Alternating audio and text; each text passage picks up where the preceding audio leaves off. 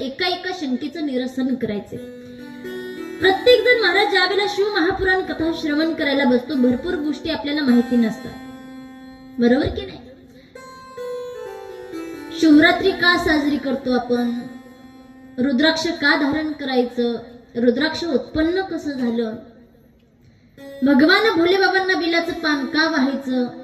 भोलेबाबांना काय आवडतं? या सगळ्या गोष्टींची उत्तरं हळूहळू हळूहळू आपण पाहणार आहोत. आजच्या या सत्रामध्ये आपल्याला महाराज रुद्राक्षाचा महिमा पाहायचा आहे. रुद्राक्ष कसं उत्पन्न झालं? कारण रुद्राक्ष हे भोलेबाबांना अतिशय प्रिय आहे. महाराज भोलेबाबांचं आभूषणच म्हटलं तर रुद्राक्ष आहे, बरोबर की नाही? रुद्राक्षाच्या माळा. मग आपल्या अनेकांच्या मनामध्ये असा प्रश्न निर्माण झाला असेल की रुद्राक्ष कसं उत्पन्न झालं. याच्याबद्दल तर शास्त्रकार सांगतात, भगवान भोले बाबा ज्यावेळेला तपामध्ये बसले होते, अतिशय रममाण झालेले आहेत तपामध्ये. आणि तपामध्ये रममाण झाल्यानंतर महाराज ज्यावेळेला त्यांची समाधी उत्थान झाली, आणि समाधी उत्थान झाल्यानंतर भगवान भोले बाबांच्या डोळ्यामधून अश्रू त्या ठिकाणी निघाले महाराज. आणि ते जे डोळ्यातले अश्रू आहेत ते ज्या ठिकाणी पडले त्या ठिकाणाहून रुद्राक्षाचं झाड उत्पन्न झालं. वास्तविक पाहायला गेलं तर रुद्राक्ष हे एक बीज आहे महाराज, बरोबर की नाही? आणि बीज हे कधीही त्या ठिकाणी महाराज सुकत नाही.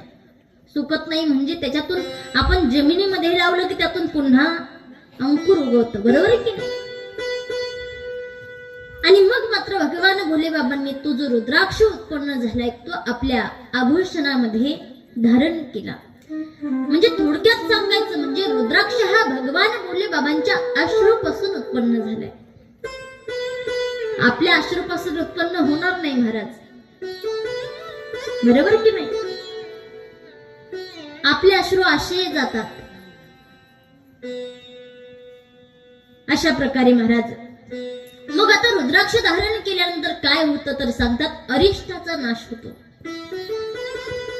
म्हणजे आपल्या जीवनामध्ये काहीही वाईट गोष्ट घडत असेल किंवा आपल्या जीवनामध्ये काही संकट असेल तर ते दूर करण्याचं सामर्थ्य त्या रुद्राक्षामध्ये आहे. वर्णन इथपर्यंत आले महाराज, 500 रुद्राक्ष जो धारण करतो त्याला पुरुषमत्व प्राप्त होतं महाराज. त्यानंतर गुंजा एवढा जर रुद्राक्ष त्या ठिकाणी धारण केला तर सर्वार्थ सिद्धी प्राप्त होते. रुद्राक्षाचा फार महिमा सांगितलाय. पण आज जर आपण बाजारामध्ये गेलो तर आपल्याला सहसा खरा रुद्राक्ष पाहायलाच भेटत नाही, बरोबर की नाही? खरा रुद्राक्ष म्हणून आपल्याकडे महाराज काय सांगावं, काही लोक येतात महाराज त्यांच्या कपाळातून रुद्राक्ष निघतो. तुमच्या इकडे येतात की नाही?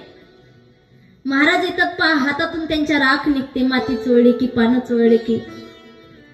आमच्या बाया फार लवकर अंधश्रद्धेला बळी पडतात. फक्त आमच्या बायांना एखाद्या माणसानं चमत्कार दाखवावा,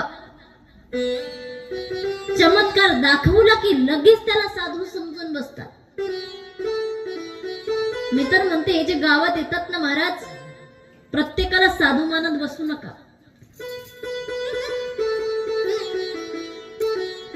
कारण प्रत्येकच जण साधू असेल असं सांगता येत नाही. मला सांगा, इथून रुद्राक्ष निघणं सोपं आहे का? जर इथून रुद्राक्ष निघला असता तर दारोदारी पैसे मागत हिंडला असता का? साधी विचार करण्याची गोष्ट आहे. पण आपण भरपूर वेळा विचार करत नाही. विचार करायला पाहिजे महाराज. रुद्राक्षाचा फार महिमा सांगितलाय. जो रुद्राक्ष धारण करतो सांगितले तो शिवस्वरूप होतो. जो रुद्राक्ष त्या ठिकाणी महाराज पूजा करतो, ज्याच्या घरामध्ये रुद्राक्षाची पूजा होत असेल, आपल्या घरामध्ये जर आपण अंतःकरणापासून त्या रुद्राक्षाची पूजा करत असू तर आपल्या घरामध्ये लक्ष्मी स्थिर होते. आता लक्ष्मी कुणाला नको आहे? सगळे लक्ष्मी मिळण्यासाठीच प्रयत्न करतायत महाराज.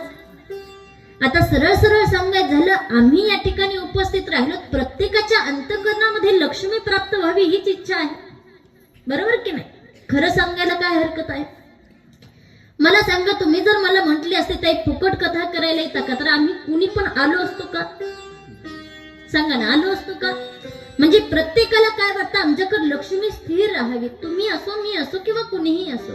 कारण आपण या कलियुगामध्ये राहतो, त्यामुळे जीवन जगण्यासाठी पैसा फार महत्वाचा आहे. तुम्ही घराच्या बाहेर पाऊल टाकलं की पैसा लागतोच, बरोबर की नाही? घराच्या बाहेर पाऊल टाकलं तर बिना पैशाचे जा, पहा कसे हाल होतात. कोणत्याही गोष्टीला पैसा लागतो.